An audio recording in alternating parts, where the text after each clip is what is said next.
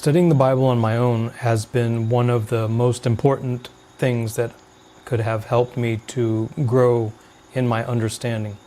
The first book that I was using to help me study the Bible was a Webster's Dictionary, and it was about that thick, and it was really heavy. And then I got a concordance, which is a book that has all the words in their original languages, Hebrew and Greek, and those are translated into English, and you can see how the translators explained each word. And another book I had was an interlinear, which showed the New Testament in the original Greek, and below that was the English words that were translated into it. That was pretty tough, carrying around all those books, and I thought, let me see if I can find some way to use a computer, and a friend of mine showed me some Bible study software, and I'm going to show it to you. It's called the Word Bible Study Software, and it's free. That's the good news here. It's free software, and it's much more convenient than buying these huge books. The books are expensive, and they're big and heavy, and you will have to build a bookshelf. And if you already have a computer, then you can go ahead and just use the Word software. Now I'm going to show you how to download, install it, and then how to use it. So the first thing you want to do is you want to come over here to your browser, and you will search the THEWORD.net.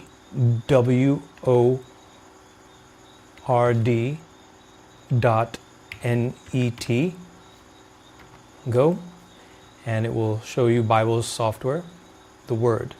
Okay, so go ahead and click that, and you will see a red button, and on that red button is a down arrow, so you can go ahead and left click, and it should start downloading. Go ahead and download the exe file. When that's downloaded, it should give you the option to go ahead and open it and run it. And here it is, the installation wizard. So go ahead and click the next button. It will ask you to agree with their license agreement. Then it will ask you the installation type. I'm just going to go ahead and do the normal installation type because that's how I use it. I don't do anything advanced. For now, I'm just going to go ahead and let the modules that are already installed, so install those, and in a few minutes it will be installed. So the next thing, once it's installed, it will ask us to finish the installation, and then it will ask us about the layout. You'll see it says choose your initial layout, and I'm going to go ahead and choose the basic layout, and there's default and beginner, but I want to choose the basic layout because that's the one I'm going to show you how to use, right? So here's basic, and I'm going to go ahead and install that. It's giving me a pop-up that says the new layout has been applied. Okay, and here's the interface. Okay, now the interface is where you will see the Bible, and on the left side you'll see a column which is called the Bible tree. The Bible tree is where all the books of the Bible are available. If you click on the plus sign, it will give you the option to choose a chapter and a verse. Or you can just click on the Bible itself, and it will open right here in the middle of the interface. In this middle panel, it's called the Bible View. So the Bible View is where you can read and compare Bibles. And I'll go ahead and show you that Right now the King James Bible is selected by default. It comes with the software. It's a free Bible. And there's a few other Bibles that are free. The ESV, English Standard Version. And there's a few other Bibles that are not very common. HCSB, NE2, and the TR, or Textus Receptus. So these are the free Bibles that come with it. Right below the Bible view is Book View. And you can see that there's a few tabs here. These are books that are already available in the Book View, and these are reference books. So the one that you see, M. Strong, this is a Strong's Dictionary of the Greek and Hebrew Testament. So this is like the Concordance, but it's called a Dictionary of the Greek and Hebrew Testament.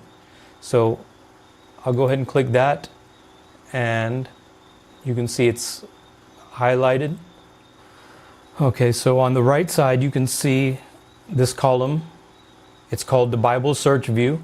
So in the Bible Search View you have a text box here at the top. Right now it has the word beginning, so if I click the green arrow, it will show a column full of hits. So the top you'll see is in green, and you can see it's Genesis, Exodus, all the way down to Micah, and then in red it starts with the New Testament, Matthew through Revelation. So if I expand Genesis, it shows Genesis 1:1, and it's underscored, and on the left side is a pop-up box that shows the verse where the word beginning is. So this is kind of like Google search or some kind of browser search where you search a word, and in this case we are just searching, not searching the web, we are searching the Bible. So this is the KJV Bible, the King James Version Bible that I'm searching, and you can see it right up on top here. So I'm just going to retract. Now I'm going to search a different word. I'm going to search the word lust, and I'll go ahead and search that. Now you can see this is all the times in the Bible that the word lust appears. And I'm just going to go ahead and go to the New Testament, to the book of Matthew, and see, okay, Matthew 5:28. Now, where Matthew 5:28 is underscored, the pop-up box shows up. When I hover the cursor over that hit, the pop-up box is showing Matthew 5:28. So it's pretty simple if you want to just search a word, or if you double click on the underscored, it will automatically show in the Bible view the word lust at the location of Matthew 5:28. So once again, if you double click on Matthew 5:28, automatically in the Bible view it will take you to Matthew 5:28. So another thing I want you to know is that if you see the font and it's a little bit small and you want it to expand, just hold the control button down and roll the wheel on the mouse, and the font size will increase. So you can see now the font has increased and it's a little bit easier to see. And I can also minimize the font size as well to a smaller size by holding the control button and rolling the mouse wheel. So that's how we search a word. And I can also just come to the left side column to the Bible tree and click on a book of the Bible and just see that I clicked on the book Psalms in the Bible tree, and it took me directly to Psalms chapter 1. And there's many numbers at the top. These are all buttons. So if I want to go to Psalms 23, I can just find it, Psalms 23, click it, and it will immediately take me there. So that's how we can jump around the Bible all over the place. Now another tool that you want to use is you want to compare two Bibles. So right now I have selected the KJV Bible, but I want to compare the ESV Bible, so I'll come over here to the compare button and go ahead and click that. Then I will see the Select Bible Text button. I'll go ahead and click that. Now I'll check the box of the ESV and the KJV, so I'll compare two Bibles, and I'll go ahead and click OK. Now it's showing me the two different translations. On the left side is the ESV, and on the right side is the KJV. So I can see right here, and I can also still increase and decrease the font size, right? So that's useful. And if I go back to Matthew over here and I click that, Matthew 5:28, I'll go ahead and click that so we can return to Matthew 5:28. Okay, so now I'm comparing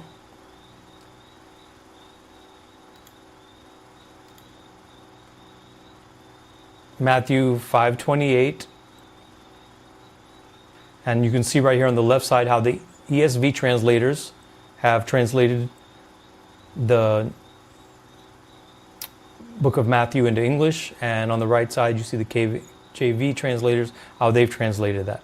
Now if I hover the cursor over the word lust, automatically a pop-up box appears, and you can see in the pop-up box it says G1937. Now this is called the Strong's numbers. Strong has numbered all the Bible words and given them unique numbers. Each word has a unique number, so this is G1937, and you can see in the pop-up box it's showing the Greek word that is given epithumio, and it is giving a brief English translation. So this is appearing in the Mickelson's Enhanced Strong's Dictionaries of the Greek and Hebrew Testament. Now if you remember, that's a book that is in the book view. If I double click on the word lust, you'll see at the bottom panel in the book view that it's showing G1937, and I've just increased the font there so you can see it more clearly. Now that's really well and good. You can see the Greek word. You can see the Greek number. Greek is not my language, and I'm not a scholar, so I don't just study the Greek. And what I want to do is I want to download a Webster's Dictionary to this. So here's the fun part, is you can keep adding books to this software, and the easiest way to do it is just to go to the top where it says Add Titles. There's a button at the top,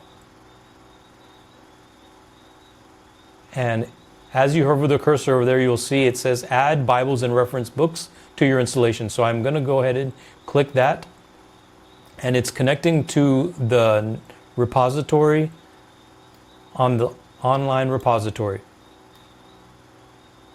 Okay, so you can see these are the books that are available for download. Right now it's showing me first the Bibles.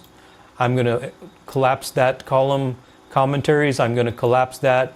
Dictionaries, I'm going to collapse that. Books, I'm going to collapse that. Devotionals, graphics, spellings, indigenous Bibles, language files. So we have these three categories of books that we can download from. Now I just want a free dictionary, so I'm going to come up here to dictionaries, and you can see immediately it's showing me the dictionaries that are for sale. I don't want any of those because I just want to start my Bible study with a free English dictionary. Now I started my journey with a Webster's Dictionaries, so I'm going to go ahead and find the free Webster's Dictionary that I can download, which is right here, Noah Webster's 1828 Dictionary of American English. And that's fine because I speak English and it'll suit me for my Bible study needs. So I've selected this. Now you might see that there's some green checks here instead of the download symbol. Those green checks mean that those books have already been installed in your basic installation of the software. There's no need to download it again. For now, I also want one more book, which is the Fox's Book of Martyrs. I'll come over to the books column and come down here.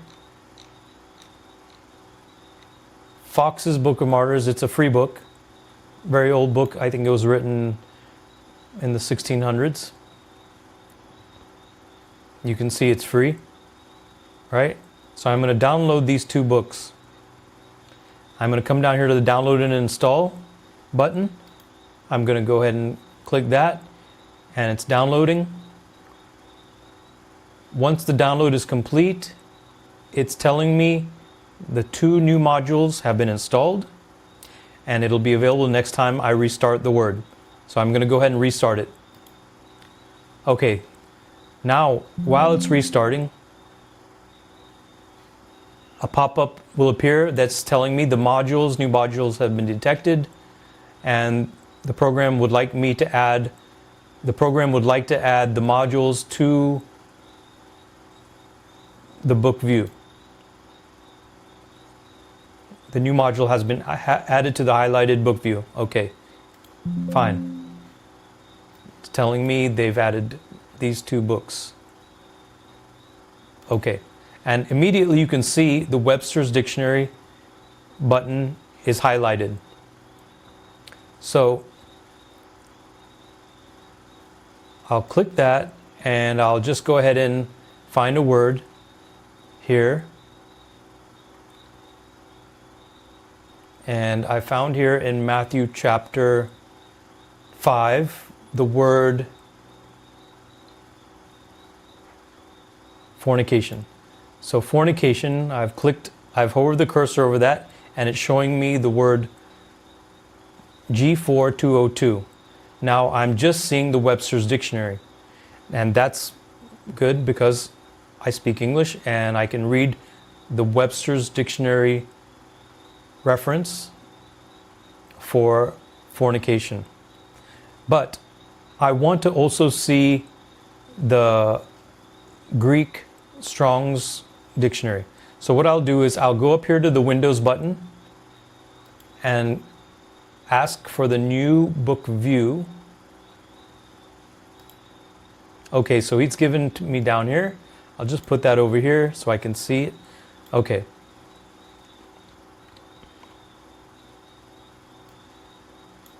So now you can see I have 2 panels opened below the Bibles. I have the book view and another book view. So I'll just select the Strong's book view, and again I'll double click on fornication.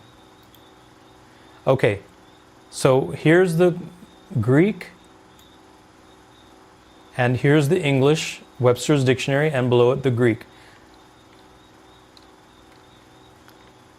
I'll just expand the window so that you can see everything nice and comfortably.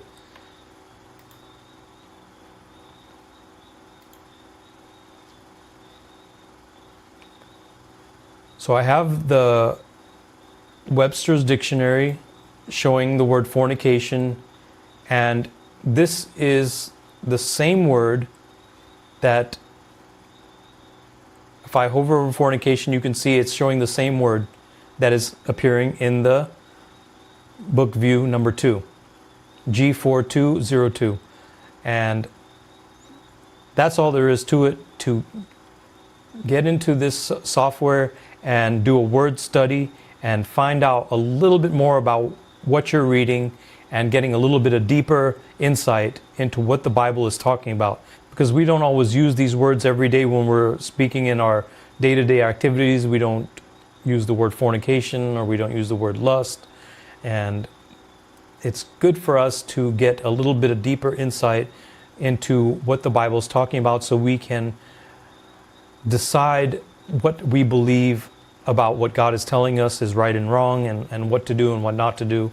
And I thought this will be a great thing to share with the new believers, or just people who are interested in getting a little deeper into their Bible study, because this is a free software and you don't have to go and spend money for it. And there's just so much more you can do when you start downloading new books and new tools that you can download for free. If you have any questions about how to use the software, how to download Bibles in foreign languages, or to use the interface with